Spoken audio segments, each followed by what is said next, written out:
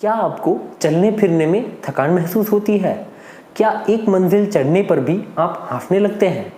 क्या हर 2-3 महीने में आप बीमार पड़ जाते हैं? क्या अचानक से खड़े होने पर आपकी आंखों के सामने अंधेरा छा जाता है? अगर हाँ, तो ये वीडियो आपके लिए है।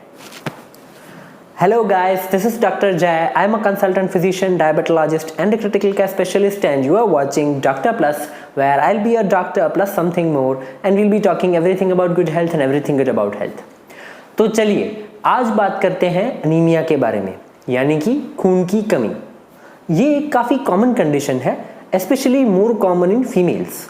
एनीमिया के बारे में जानने से पहले ये जानना ज़रूरी है कि एनीमिया होता क्यों है, यानी कि इसके कॉजेज़ क्या हैं और एनीमिया कितने टाइप्स के होते हैं। सबसे पहला ब्लड लॉस एनीमिया, यानी कि हमारे शरीर में जो खून बन रहा है उससे ज़्यादा ब्लड लॉस हो रहा है। इसके रीज़न क्या हो सकते हैं? या तो फीमेल्स में मेंसेस के दौरान ब्लड लॉस ज़्यादा हो रहा हो, या फिर इंटेस्टाइन के थ्रू स्टूल में ब्लड लॉस हो रहा हो, जो कि सबसे ज़्यादा 60+ एज के पेशेंट्स में कॉमनली पाया जाता है। और दूसरा टाइप है न्यूट्रिशनल डेफिशिएंसी, यानी कि ब्लड बनने के लिए ज़रूरी आयरन, फॉलिक एसिड और B12 जैसे विटामिन्स और मिनरल्स की कमी हो, जिसकी वजह से ब्लड बन ही ना पाता हो। तो ये तो बात होगी अनीमिया के कारण की, यानी कि उसके मेजर कॉजेज़ और उसके टाइप्स की। अब बात करते हैं कि अनीमिया हो तो क्या क्या तकलीफ़ें हो सकती हैं। सबसे पहला कमज़ोरी यानी वीकनेस।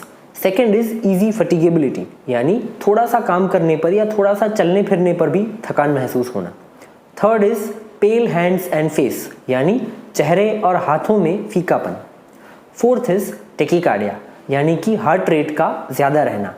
एनीमिया के पेशेंट्स में हार्ट रेट परसिस्टेंटली 100 पर मिनट से ज़्यादा ही पाई जाती है। और last fifth, frequent infections. Anaemia के पेशेंट्स को फ्रीक्वेंटली इन्फेक्शंस लगने के चांसेस ज़्यादा होते हैं। तो अब हमने ये तो जान लिया कि अनीमिया की वजह से कौन कौन सी तकलीफ़ें हो सकती हैं। खून कम होने की वजह से तकलीफ़ बहुत सारी हो सकती है, लेकिन खून कितना कम है ये पता कैसे चले? तो अगर आपको या आपके फ्रेंड्स और फैमिलीज़ में किसी को भी ऐसी तकलीफ़ हो तो उन्हें डॉक्टर के पास ज़रूर भेजें।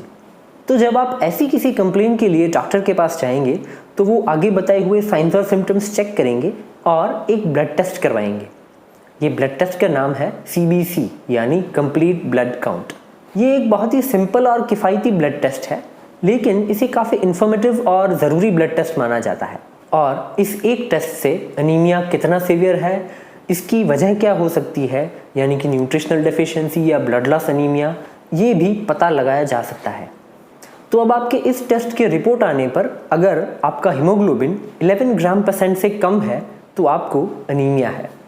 लेकिन अगर यही टेस्ट में आपका हीमोग्लोबिन 6 ग्राम% से कम है तो इसे सीवियर एनीमिया माना जाता है। तो अब अगर आपको एनीमिया डिटेक्ट हुआ है तो इसके लिए क्या कर सकते हैं? इसकी ट्रीटमेंट क्या है? बहुत ही सिंपल है। आपके एनीमिया की सीवियरिटी के मुताबिक आपको दवाइयाँ और इंजेक्शंस दिए जाएंगे और बस 1 से 2 महीने के अंदर आपकी सारे सिम्टम्स रिजॉल्व हो जाएंगे और आपका हीमोग्लोबिन बढ़ जाएगा। आपके चेहरे पर वापस रौनक आ जाएगी और चलने फिरने में तो दूर, दौड़ने में भी तकलीफ महसूस नहीं होगी।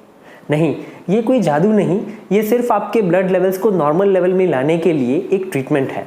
लेकिन अब एक बहुत इंपॉर्टेंट सवाल, क्या एनीमिया वापस हो सकता है? और क्या एनीमिया की ट्रीटमेंट के रिलेटेड कोई तकलीफ़ें हो सकती हैं?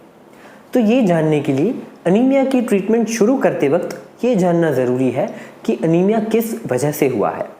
ब्लड लॉस की वजह से या फिर न्यूट्रिशनल डेफिशिएंसी की वजह से।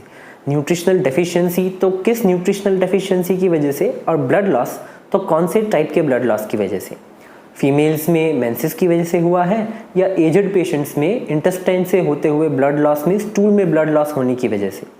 ये जानना बहुत ज़रूरी है और इस वजह का पता लगने पर उस वजह की ट्रीटमेंट करवाना भी ज़रूरी है, क्योंकि महज खून बनने की दवाई लेने से बहते खून को रोका नहीं जा सकता। And mark my words, anaemia is a completely treatable condition.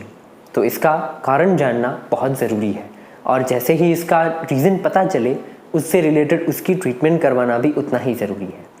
So, this was all for today. This is Dr. Jay signing off for today from Doctor Plus, where I'll be a doctor plus something more, and we'll be talking everything about good health and everything good about health. Do subscribe to our channel, do like the videos and share the video to everyone you feel this video might help. Also, Do comment your doubts on health and disease. I'll be more than happy to help. See you till the next time and do take a very good care of yourselves. Bye.